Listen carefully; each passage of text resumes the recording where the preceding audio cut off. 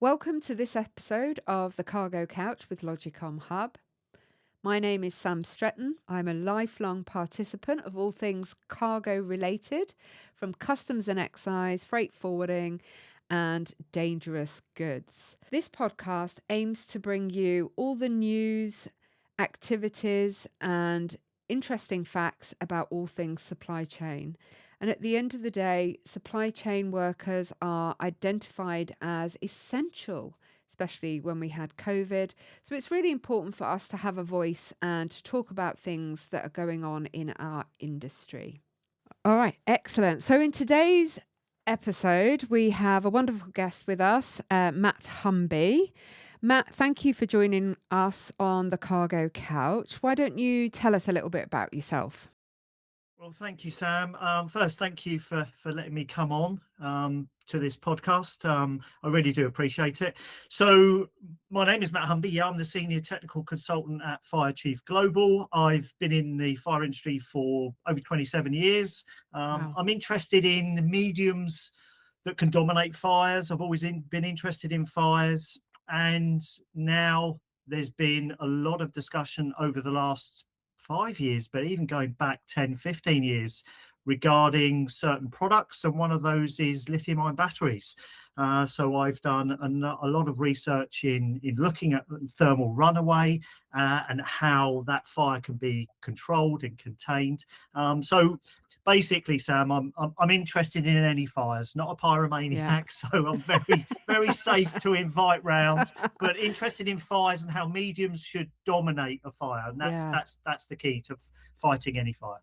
It's a really important role, and obviously, I work in logistics, so lithium batteries is a crucial topic of discussion for us in the movement of those pesky lithium batteries. One of the things that I was interested in is I think most of the population would think that lithium batteries is a fairly modern kind of item, certainly like mid to late 80s. But I believe lithium batteries has a history a bit longer than that. What can you tell us about the history of lithium and lithium batteries? Okay, so lithium batteries, sort of when you pull your phone out of your pocket, or you're putting your earpods in your ears when you're going on a dog walk, like I do, um, you're actually pulling out over 150 years of scientific experiments Wow. just to understand how these products actually came into your lives. So lithium ion batteries are powering all of our modern day products, like our mobile phones, our laptops, like I said, our little earpods. But if you delve deeper, it goes much further back than just 10, 15 years. So there's a bit of history in how we now know what are lithium ion batteries. Yeah. Do you know where it started? So, Or Sam, when we is really it? need to look back to the early 1800s, really. Wow. English scientist Michael Faraday. So he was exploring how electricity and chemistry interact through a series of experiments that he did. And he basically discovered the basic laws that explain chemical reactions that can produce electrical current, Oh, and wow. how electricity can drive chemical change. So really, we have to look back to Michael Faraday. And the discoveries he made, and how they formed a scientific foundation for every single battery that we use today. So really, he was key to lithium ion Yeah. batteries. Well, I've actually heard of the Faraday Institute actually Yeah. there in the UK, and I think even today they're still doing research into battery chemicals. I saw on their website that they are looking at aluminium as a potential battery source, but they're also looking at energy storage and electronification. So I think Michael Faraday certainly has left a really important legacy, um, behind him, in terms of research of battery power. Yeah, Um, exactly. one of the things that is really important, and I mentioned the word there, electronification, and certainly governments, local councils, they're all starting to talk about electronification. So, what can you tell us about electric vehicles, perhaps? So, electric vehicles. I mean, electric vehicles. Let's remember they're not new. We can go back to the 1820s, 1830s, where inventors were actually looking at electrifying vehicles. Now they're Wow. not the vehicles we would know now as a EV, electric vehicle. But way back then they were looking at technology that could drive these sort of carts by batteries. Robert Wow. Anderson was one from Scotland, and we had a Hungarian scientist. So all of these people were looking at electric vehicles, and how that could change. And in fact, I did read an article that Henry T. Ford, the Model T Ford, actually sort of quelled that EV transition back then in the 1800s. Oh, really? He came up with a cheaper version of a combustion engine. You could have every color as long as it was only black, and that in a lot of research was sort of the end of that electric vehicle at that time. So, but electric vehicles have gone back, all the way back to the 1800s, and it's quite incredible. And a lot of people don't actually realize that. Yeah, I had no idea actually. I thought that that was something that was fairly modern. As we went through things like mobile phones, we just made the batteries bigger and bigger. I had no idea. I guess one of the questions, for you is, what was it that kind of first brought lithium batteries to the attention, or to your attention, or to the fire brigade's attention? Okay, well, before we sort of look into that, we've also got to remember that people like we go back to the 70s now, and look, I love to take people on a journey whenever I do my talks Yeah, and speak about lithium batteries and fires. Um, so after Michael Faraday, we look at commercial batteries, which we sort of know now that are in our lives. And firstly, we've got to look at people like Sir Michael Stanley Whittingham, John B. Goodenough, who were chemists back in the 70s and 80s, and they were really the forefathers of the commercial battery we see today. They did all those key breakthroughs in commercial batteries. They developed the commercial battery. John Goodenough sort of developed the lithium cobalt oxide battery, which yeah, was hugely popular, Sam. So popular back then in the 80s and especially the 90s that Sony used LCO type batteries and his sort of invention in their camcorders, because they were a lot safer, but they could hold so much more power yeah, because he could use that cobalt as the cathode material in a lithium ion battery. So all of these people played a crucial role in batteries and commercial batteries. And in general, they were safe, but obviously, as we move forward, batteries need to become more safer, yeah, and technology has moved on. And really, the key thing we need to understand is batteries are becoming smaller, lighter, and more powerful. yeah. Certainly are. Yeah.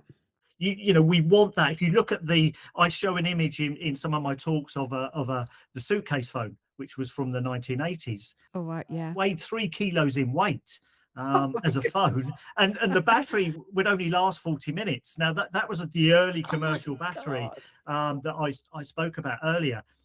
Look at the mobile phone. Look at the battery. Sorry, in your mobile phone now. There's no comparison. Oh, they're tiny, aren't they? They're tiny and they're so Yeah. light, and they hold so much more power. And if you think about it, a lot of tools that we used to plug into the wall have started to take that cord away, and then insert a lithium battery to make it lighter and easier to use for the consumer, I guess. Yeah. We're driving that technology. Yeah. We want longer lasting batteries. We want more power out of our batteries. We want them to be more lightweight.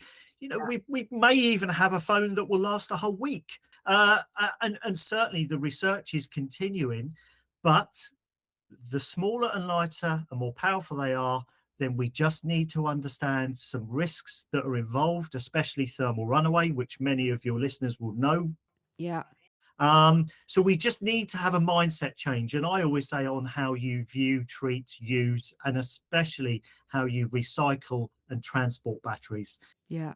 That's really key, Sam, because they are mini power stations in Yeah. effect, holding a huge amount of power. And we don't view them like that, but we need that mindset change. Yeah. Yeah. So was there anything in particular that kind of draw everybody's attention to lithium batteries and the risk? So I've been talking about this for a number of years, and a number of other people have been talking about this risk. It's really coming to the fore now, and so many people like yourselves, in your industry and Yeah. in the recycling industry, are understanding now that we really need that education on just how volatile they can become. And I think one of the key ones, and I know you know about this one, it was the UPS flight. Yeah. Very famous. Yeah. And it changed the way you transport batteries for sure, especially in your industry. So for people that don't know about it, it was basically a 747 cargo plane, two pilots on board. They left Dubai, they were heading to Cologne, and it was in 2010. And they were sort of unaware of the cargo they had, but about 20-30 minutes into flight, they started getting warning systems coming up that there was smoke, and a fire had been created in the cargo hold. Now, unfortunately, unbeknown to them, they were transporting between 60 and 80,000 lithium batteries. Wow. Only one single cell needed to fail, and unfortunately, one cell failed. There were so many batteries, the fire was so intense that the automatic systems, the fire systems that you would have had in those cargo planes at that time, were totally ineffective. They just couldn't fight the fire. It was so hot. Yeah. It spread so rapidly. All the toxic smoke started coming into their cockpit. And unfortunately, it got so bad that it started to destroy some of the key wiring for the aircraft Right. and the systems that the aircraft needed to fly. So those suppression systems at the time were just not able to cope with that type Yeah. of fire. And unfortunately, both pilots died. One pilot died heading back to Dubai, and the other one, unfortunately, managed to miss Dubai airport but crashed just outside. And I think from that event, and especially within your sector, Yeah. really, really changed the way you transport batteries by aircraft. By aircraft. Yeah. Yeah, fundamental change in aviation safety had to come after that event, and it certainly did. So that was a key event. Unfortunately, it's always the way, isn't it, Sam, that Yeah. key events have to happen. Exactly. It's these things that trigger change. Unfortunately, it is always a really bad incident that drives these things, and legislation, changes around it. And certainly over the last couple of years, I mean, the changes in how we move lithium batteries from back then to now is completely different. And in fact, I remember I've worked in logistics for a long time, and I remember around that time a lot of the the the aviation ground handlers were talking about hot boxes. They were picking up packages to see if they were hot, because that would tell them if it had a lithium battery that was going into thermal runway, and probably we didn't understand thermal runway at all actually at that point. And it may be an idea actually, Matt, just for, I mean, certainly at Logicom Hub and our customers, we do talk about thermal runway, but there may be people listening that don't understand what that means. What kind of triggers thermal runway? Okay, so thermal runaway, in effect, is a chemical process that happens within one single cell of a battery. you only need one single cell. So remember, batteries have cells in them. So, something like your laptop or your mobile phone may have, 5, 10, 15 cells. Something like an electric vehicle, and I drive an electric vehicle. They're safe cars, but we're seeing the electric vehicles having issues, catching fire. It's still rare, but we are seeing these issues. So Yeah. thermal runaway is in effect a failure of a cell in a battery or a battery pack. It generates a lot of heat and toxic gases, and all that is in effect a self-propelling loop in a tiny cell, and eventually all that energy needs to come out, and that's when you see the explosions. You will get an off-gassing of those toxic gases, which are made up of hydrogen, fluoride, carbon monoxide, carbon dioxide. I was going to say, doesn't it go through a cycle and it turns into like a hydrogen cyanide, which is highly toxic, of course? Yeah, and hydrogen fluoride is a key gas that comes from these batteries, but it's that chemical process. Yeah. And that can happen by a number of things. It can happen by poor quality components in manufacturing of batteries, which we're seeing. Electric bikes, or e-scooters, especially poor quality components, if they've not been manufactured in a correct way, Yeah. are more susceptible. I always have a question with electric scooters. It seems to me that the battery pack is on the bottom of the scooter, and if you're giving a scooter to a child, they're going to be bumping that battery pack, over curbs, and and they don't understand the risk with that potential item, so they're probably not taking as much care of it as they should. But actually, one of the big things I think the industry did is looking at the state of charge, and that's one of the reasons why we have this 30% state of charge limit when we are moving batteries on aircraft. Actually, that came in a couple of years ago, and I guess the thought is that the less energy that's in the battery, the less kind of boom we're gonna have. But of course, the fire suppressant systems have improved dramatically as well, taking oxygen out of cabins so that there's no energy in the cabin. A lot of it, and I know, like in the electric vehicle manufacturing industry, when they put the battery packs onto the vehicles online, they'll have only 20 or 30% charge. And you make a great point. Transporting batteries, ideally you want to transport them at 20 or 30%. You don't want to be transporting batteries that are 100%. No. All of these things, are key things to look at. It's all about education, really, Sam. And again, it comes back to how we're viewing and treating batteries and using them. Yeah.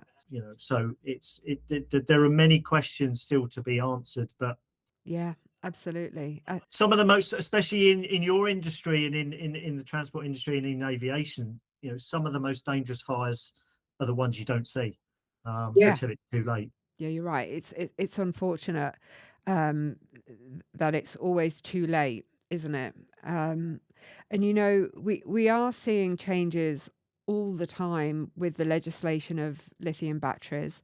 And in fact, something happened very recently. I think it was in March, where ICAO actually released a statement about power banks actually on board flights. What can you tell us about that decision around power banks? Why are ICAO forbidding the use of these things?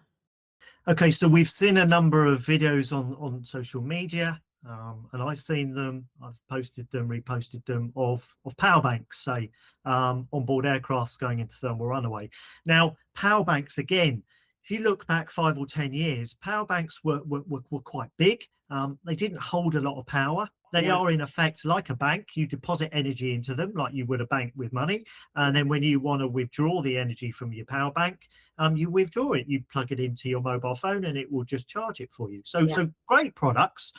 But as we've moved forward, they've become, again, smaller, lighter, much more powerful now. So they can store a huge amount of energy, and some can be mistreated or misused. You can drop them. We're all human beings, Sam. We're all clumsy. Yeah. Some are made of poor quality components, and we've seen a number of fires, especially with power banks on aircraft. So the aviation industry really needed to get a grip with this. I mean, there was a serious incident on the Airbus incident in 2025. It sort of completely destroyed a plane Wow. through a power bank fire. So Was that in the cargo hold or on the flight deck? no, it was actually at the airport, Oh, and it basically destroyed the aircraft. And the fire started. The source of the fire was from a power bank. wow. Now, from that point on, again, it was another key event, especially in the aviation Yep. sector, that the airlines started to look at, okay, how do we restrict or start to ban the use of power banks on flights? And certain airlines have restricted the use of the size of power bank you can actually take on to a flight, Yeah. Yeah. and some have restricted you from actually using the power bank on the flight. So And I think now that's a blanket restriction based on the recent release from ICAO. I think it's important, for people that are traveling to understand that, you know, as you said, don't put your power bank in the cargo. Make sure you bring it onto the flight deck. Because at least then, if there's something happening with that power bank, we can access it. yeah, and we have to remember, it's a little bit of an inconvenience, Sam. We all, if we're going on holiday, you want to take a power bank, okay, that's fine. But we have to understand that airlines aren't being awkward. Yeah. All they're doing is trying to catch up with this fire risk, and another fire risk on board, aircraft, and that's key. So restricting the use, like you said, restricting how people you can't use them, the size of them. It's all key, just to keeping people Yeah. safe. That's key. And I don't think anyone should really be charging any device once you're on a flight. You just need to be mindful. And I always say that the best charging level for any device is 80%. Once it gets to Yeah. 80%, take it off charge. Doesn't matter what it is. Actually, I think my phone now actually only charges to 80%. Yeah, you can Um, set them, and it's really Yeah. key. And do you know what? For any business or organization, this is really key. It's a simple thing to do. Yeah. It will give you a longer life of your battery, Yeah. because remember, batteries have a lifespan of 3, 5, Yeah. maybe 7 years max. So it will be a longer lifespan. It will be much healthier for the battery, and in effect, it will save you money in the long run, especially if you're not just leaving it on all the time on charge. I know the phones will stop charge at 100%, but if you leave it on, the phone starts to use a little bit of battery, and then at a certain point, it's just going to automatically recharge. So you don't really want to do that. So you want Yeah. to look after your battery and make sure it's healthy. Yeah. So yeah, a lot of devices will auto stop. I've set my mobile phone to 80% charge, and that's it. And it will give you. And of course, your electric vehicle, we only charge to 80%. That's the recommended That's uh, exactly. from the manufacturer, is that charge to 80%. Even some manufacturers who have had OEM issues stated don't charge it to more than 80%. We all want 100% in our batteries, but we've got to get away from that. And I know we want, to drive as long as we can with our electric vehicles. Look, I drive an EV, like I said, I'm of that mindset, but there are a lot more charging points around, charge it to 80, 85% max, and then you'll get a longer life, and it's much safer and much healthier for any device, from an electric vehicle to a mobile phone. Yeah, that's good to know.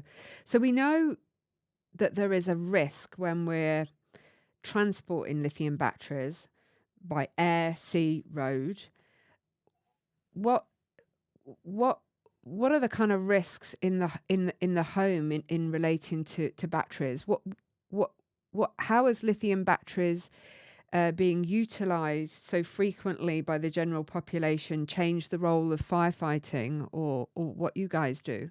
hmm Okay, so the biggest cause of domestic fires currently in the UK is from cooking. So in Europe, it's the biggest cause of domestic fires, and in North America.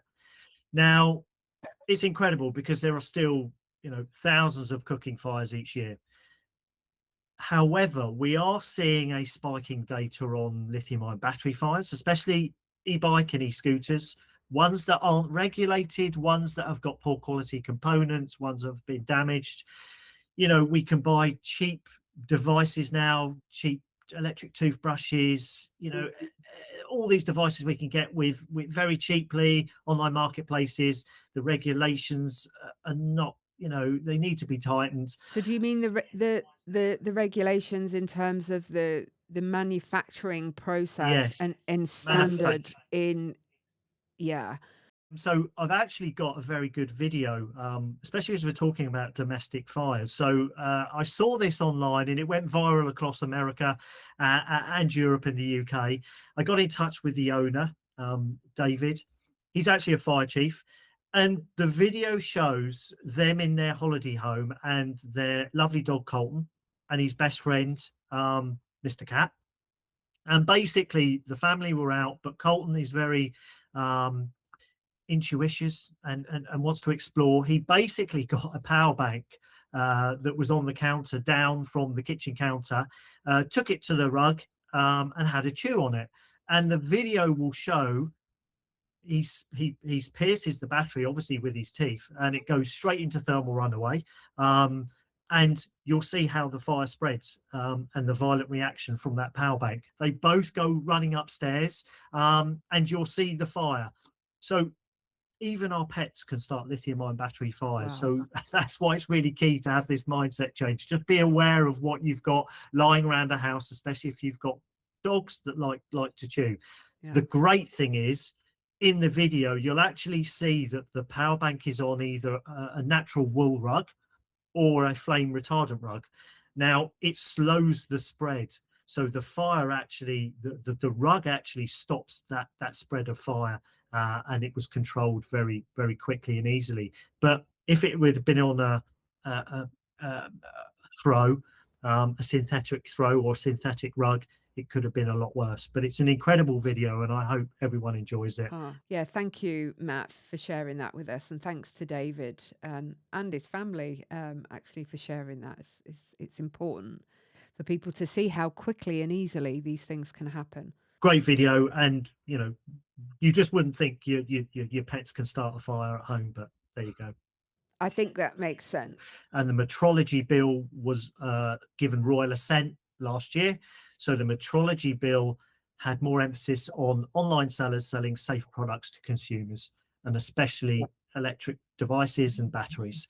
Now, the metrology bill will help that, but we're still seeing these devices or batteries that are still unsafe coming into the UK, and that's where we need it to stop. When you actually go home tonight, Sam, have a count up of how many batteries you've got, and you may surprise yourself. You may suddenly realize you've got 20, 30, maybe even 40, devices with batteries in. You just need to be aware of them, when you're charging them, how you're charging them, and please buy from reputable dealers, and use a correct charging cable. When you don't use an original charging cable from someone like Sony or Apple, and look, we're living in a cost conscious world. I get that. Yeah. You can buy cheaper charging cables or from online marketplaces, but actually, if you use those for your devices, one, it doesn't actually charge your device very quickly, and what you'll find is a lot of these non-regulated charging cables will actually start to increase the temperature of your device, and you certainly don't want that. So little things that people can do. I know for sure I use the same charging cable for almost everything. I've got them, Sam. We've all been to exhibitions, or we've just got a couple of cheap ones from online. Yeah. That's fine, but just be mindful of it. Don't leave devices on charge overnight when everyone's gone to bed. Yeah. If you can, take them off charge before everyone's gone to bed. Have a quick scoot round. That's what I say. Easy, simple things to do, very cost effective. don't charge devices blocking your exit escape, especially e-bike and e-scooters. Don't charge them overnight. My dad's got an e-bike, and I make sure that he charges it in the day. Yep. And actually, he's bought like an army bomb box to store the battery in, spare battery in as well, to keep them safe. But actually, talking about safety, what would be some top tips that you would give to us regarding lithium batteries, and how do we stay safe? Okay, so a couple of key tips, Sam, for everyone. So please educate yourself on lithium-ion batteries. Just understand, as I said earlier on, they're little mini power stations. So education is always great. The Battery University is a great website. I use it a lot. It will give you lots of information about batteries and different chemistry types. So the Battery University is definitely a useful go-to. Just have a sweep around and assess how many batteries you've got. You can do this at home or in your business. You may be surprised that you've only got 5 or 6. You may find out that you've got a couple of hundred, especially if you're a business. So assess how many batteries you've got, especially if you've got old batteries. Can you recycle your old mobile phones, especially at home? Don't just leave them in the sock drawer. If you've got old batteries, get them recycled. Just leave them at home. For businesses, separate them.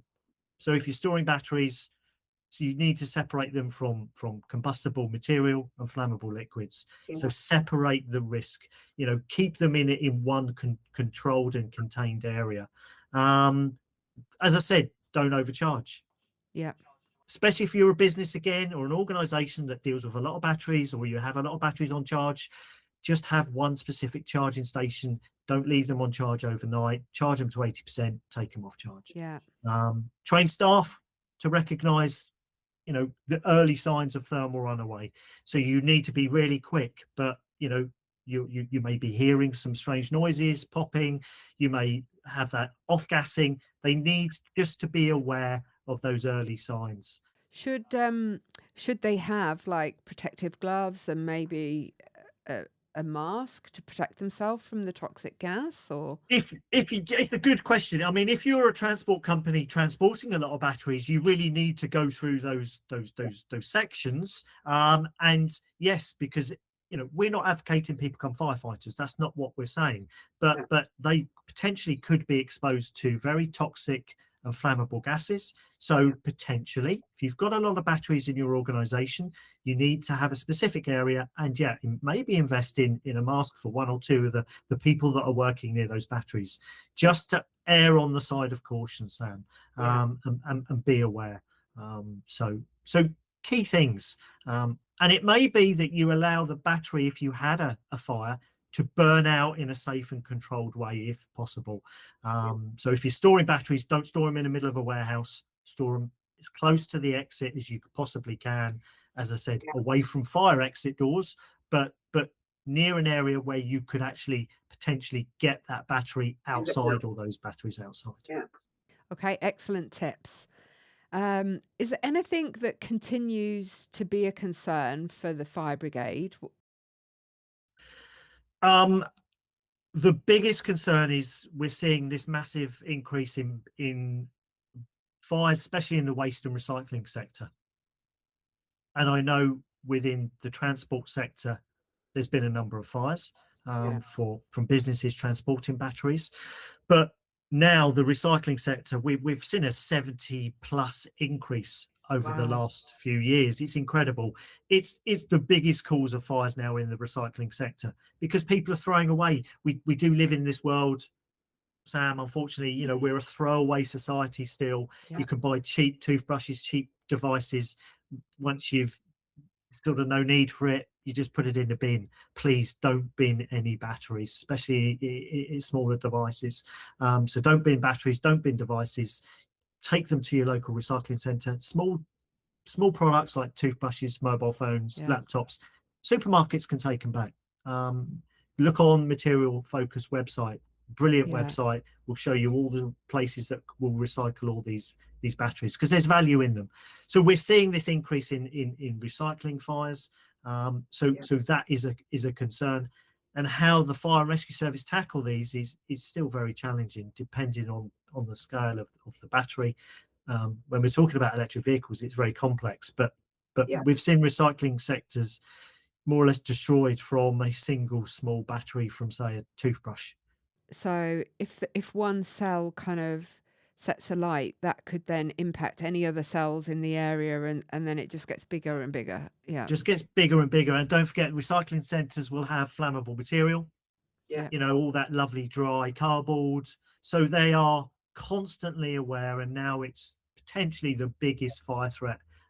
So we've got to have that education. There needs to be more of a program to make sure people are not throwing batteries away, and maybe better curbside collection. So I know some councils do have them, but Yeah.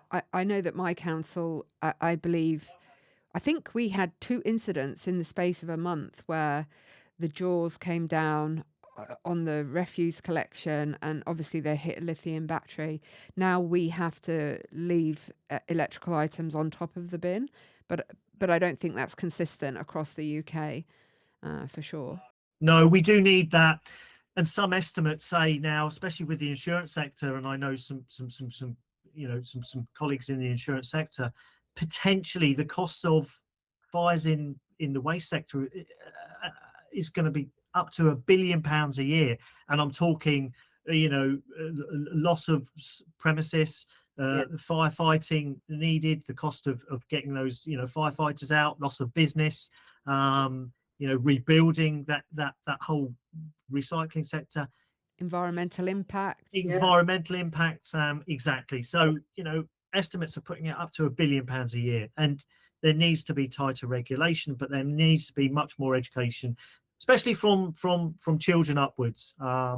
In Europe, they've the Dutch have a very good program for their young children at school, and they definitely know not to throw batteries away, and they have one of the fewest recycling fire rates in Europe now because of that education platform. So Yeah. everyone's aware. Excellent. So education is the key, and also recycling safely. Well, it's been fascinating, Matt. Thank you so much for taking us through the history of lithium and the impact of lithium batteries on the general public, and of course the fire brigade. Thank you so much for spending time with us on the cargo couch today. You're very welcome, Sam. I hope everyone's found it interesting. We went on a little journey, but yeah, education is the key thing. Yeah, absolute pleasure to talk to you, Matt. You're very welcome. Thanks for having me. So, as you know, I have been looking at AI for business related stuff. So, this week I had a little look at ChatGPT, and I asked it a question in relation to what Matt was discussing with us. So, the question I asked it was, how many households in the UK had lithium battery related fires in 2024? I was actually surprised about the amount of fires that we had. So, according to ChatGPT, total incidents that were reported by the fire services, there may be more that weren't reported, is 1,330 lithium ion batteries in 2024. So, on average, that is 3 lithium fires a day, which is just absolutely crazy. It also mentions that it's trending upwards. So we're going to expect to see more lithium battery fires in households. So I think what Matt was talking about is really, really important for us to, stay safe in our homes. So there you go, folks. Stay safe with your lithium ion batteries. If you guys would like to come on the cargo couch and talk to us about your industry and what you do, we're particularly interested in regulators, people from customs and excise, supply chain, freight forwarders. Come and talk to us about what's going on in your world. Just drop us a line or reach out to us, and we'd be really happy to schedule you into the podcast so you can give us your updates. So we're going to close off for today. So be safe, stay compliant, and keep smiling.